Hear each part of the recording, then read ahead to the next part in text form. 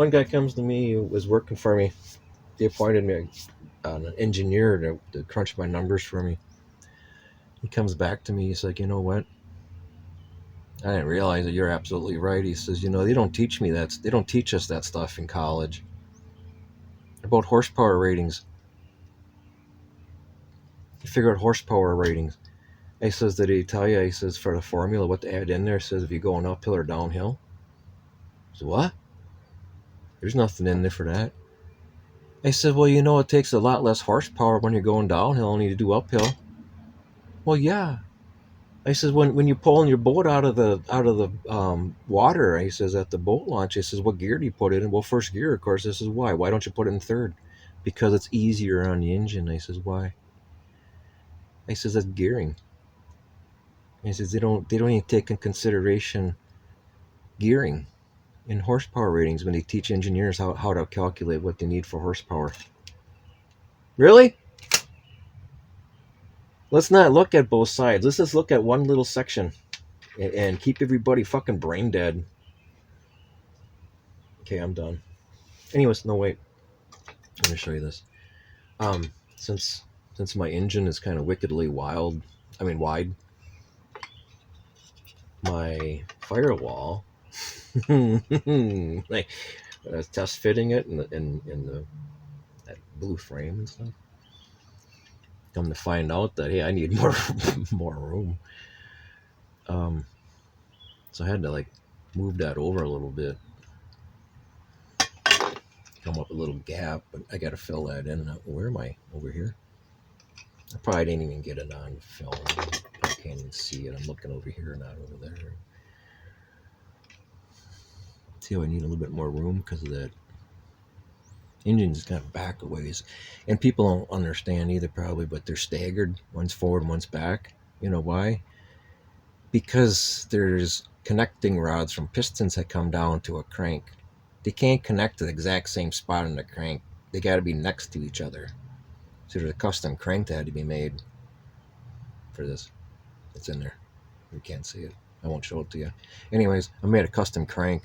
The journals are wire, so you can get two connecting rods, right?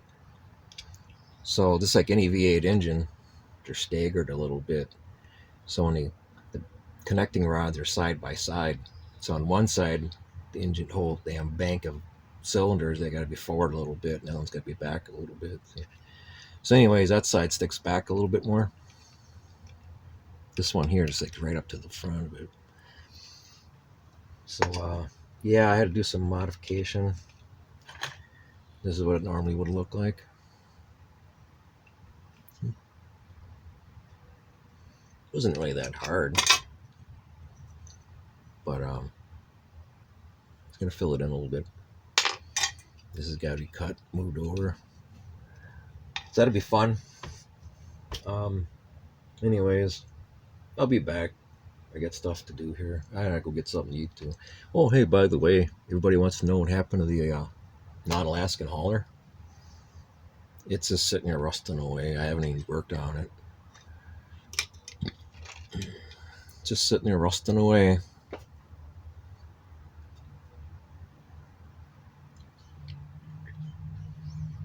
I was going to put some paint on it before it started rusting, but it's too late. It's gone. It's too far rusted now. I don't even think of putting paint on it. It won't even fucking focus, will it? I need to shave my beard and trim it some. Here's the cab. Cab's got rusted too. I had to cut the corners because of the fenders and stuff. Because I made a setback axle. Yeah. I was gonna put it in let's see. I was gonna do a gray frame and an orange body originally, because there was a guy, his name is Wild Rat.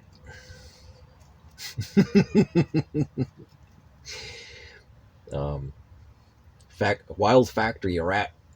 He's a nice guy. Name's Craig. Anyways, he did a gray frame and orange body. It's pretty cool, but then I decided to go with this for the body. I don't know, teal.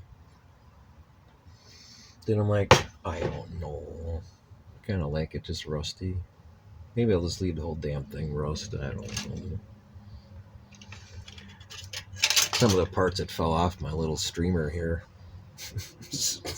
Streamer. Well, it kind of is.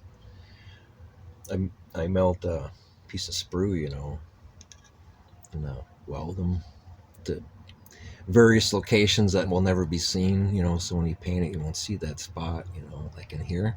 That's in the back side, you'll never see it. And then in the bumper here, that where it gets welded to there, that gets glued to the frame or underneath the radiator.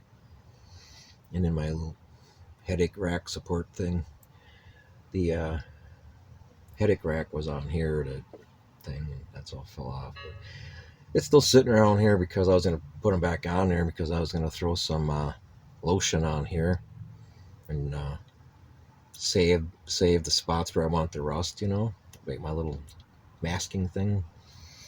But I'm like, I don't know, maybe I'll just leave it. I gotta paint my wheels yet.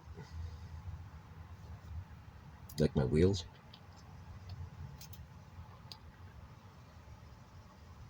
These are the wheels I picked out for my non-Alaskan hauler. Here's the ring. You gotta turn them around now because they don't fit right the other way. These are the tires I picked out.